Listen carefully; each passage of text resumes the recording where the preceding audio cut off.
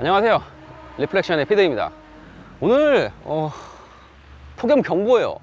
이제 이 곧 있으면 말복인데 지금 영상 촬영 기준으로 말복 전날이에요. 구름 꼈다가 다시 해가 뜰라 그러는데 지금 땀나고 미쳐버릴 것 같아요. 지금 오늘 이 날씨에 왜 제가 이렇게 야외에서 촬영을 하고 있냐면은 여름철에 충분히 이런 경우가 있을 것 같아서 제가 영상을 찍게 됐습니다.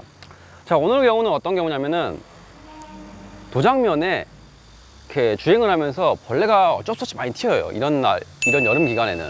야간 주행 특히 많이 하시는 분들은 이렇게 할 겁니다.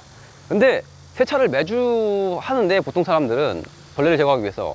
근데 벌레가 대부분 하루 이틀만 돼도 이제 도장면에 먹어요. 그래서 완벽하게 제거가 안 된단 말이에요. 그렇기 때문에 이거를 일주일에 한 번씩 세차를 하는 경우가 많은데, 직장인들은 뭐 힘들게 일하고 퇴근하고 또 세차하고 하기에는 너무 힘들기도 하고 세차비도 너무 많이 들고, 근다고 이거를 프리싱을 하자니 광택비도 만만치가 않고 몸도 직접 하자니 몸도 힘들고, 좀 그래서 이렇게 파고든 벌레 자국을 좀 셀프로 좀 지울 수 있는 방법 중에 버그 리무버가 있는데, 뭐 버그 리무버를 맨날 들고 다닐 수는 없잖아요. 그리고 뭐 버그 리무버가 뭐 소분이 가능하면 대용량 사서 하고 되지만은 딱 500ml만 파는 거는 금방 쓰잖아요, 몇 번 뿌리면은. 그래서 오늘은 버그 리무버 없이 벌레를 제거하는 방법, 심지어 파고든 벌레를 제거하는 방법에 대해서 한번 알아보도록 하겠습니다.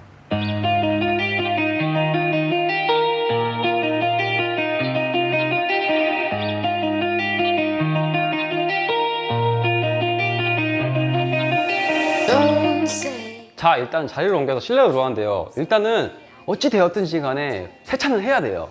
평소 같으면 우리가 프리워시 과정에서 버그 리무버를 이용해 가지고 오염물을 제거한 다음에 본세차를 했겠지만은 오늘은 버그 리무버가 없잖아요. 그렇기 때문에 오늘 바로 본세차를 한 다음에 그 다음에 이 벌레 자국을 지우는 노하우에 대해서 한번 보여드리도록 하겠습니다. 세차를 하실 때 고압권을 최대한 날릴 수 있는 건 최대한 날려주세요. 그리고 미트질하면서 또 제거될 수 있는 것 정도는 가볍게 밀어서 제거를 해주세요. 그런다고 뭐 절대 빡빡 문지르라는 얘기는 아닙니다. 가볍게 그냥 터는 것 정도만으로 제거가 될 수 있는 건 해주세요.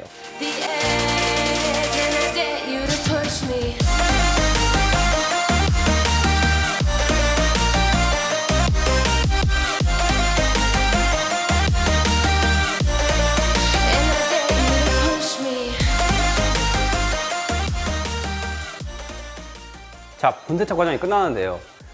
여기서 엄청 중요한 거는 진짜 드라잉을 완벽하게 해주셔야 됩니다. 뭐 당연히 세차를 하시면서 개개인 드라잉 다 잘하고 계시겠지만은, 자, 이 공정만큼은 진짜 드라잉을 잘 해주셔야 돼요. 왜 드라잉을 잘 해야 되는지는 제가 좀 이따 말씀드리겠지만은, 일단은 드라잉 진짜 완벽하게 해주세요.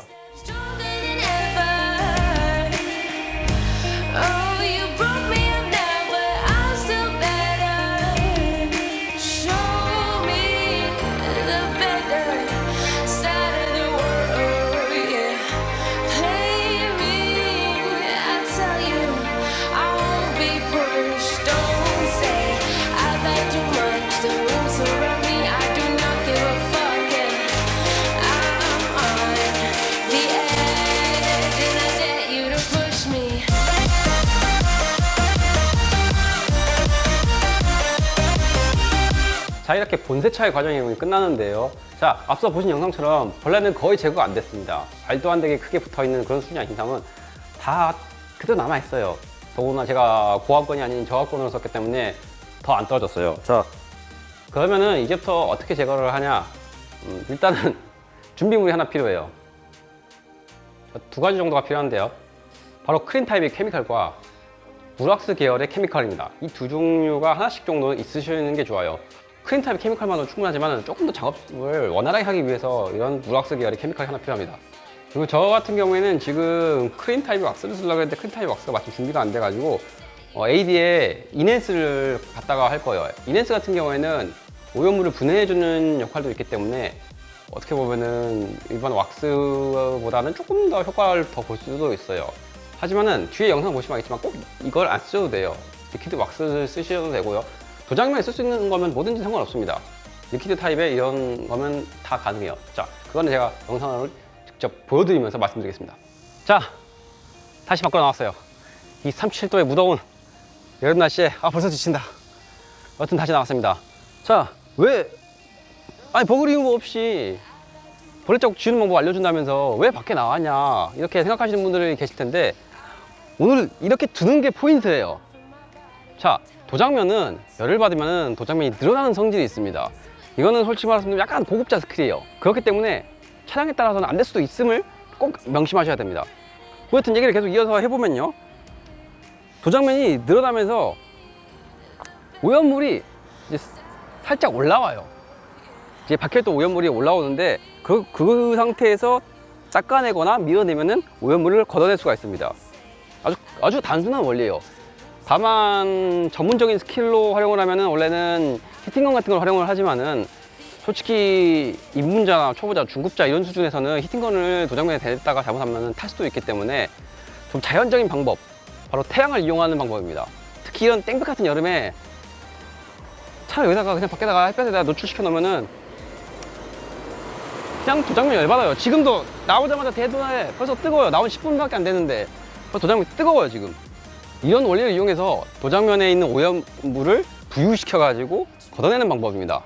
자, 이거는 어떠한 상황에 다 적용할 수 있는 방법은 아니에요. 미리 말씀드립니다.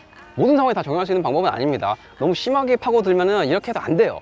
하지만은 단순하게 위에 고착되어 있는 상황이라든가 파고든 지 얼마 안 된 정도의 수준이면은, 꼭 깊게 파고들지 않았다 이런 수준이면은 가능할 수도 있는 거예요. 가능하다가 아니에요. 100% 가능할 수도 있는 거예요. 자, 일단은 차를 1시간만 냅둬 볼게요. 좀 세차를 해가지고 저도 땀이 많이 나가지고 지금 너무 힘들어가지고 1시간만 좀 데펴보고 그 뒤에 또 영상을 이어가겠습니다. 자, 1시간이 지났어요. 지금 차를 못 대고 있을 정도로 뜨거워요. 자, 이제 지워볼게요. 자, 아까도 말씀드렸다시피 크린탑의 케미컬, 도장에 쓸 수 있는 케미컬 써야 돼요. 뭐 타이어 왁스는 그런 케미컬 말고 도장에 쓸 수 있는 그런 케미컬, 크린탑의 케미컬 하나, 그리고 락스. 그리고 중요한 거는 둘 다 윤활력에 집중이 됐다는 거예요. 뭐 이게 지금 오늘 같은 페인트 클렌징의 이 효과가 중요하지 않아요. 이 윤활력을 중요시하는 거예요. 자, 뜨거.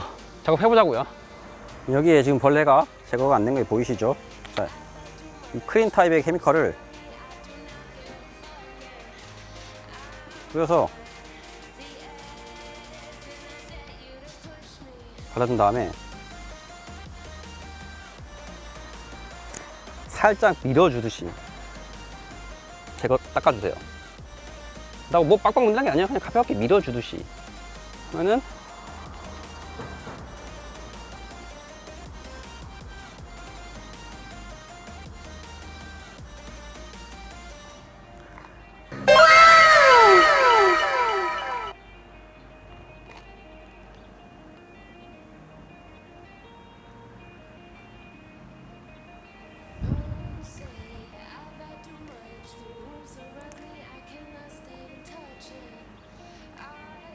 가볍게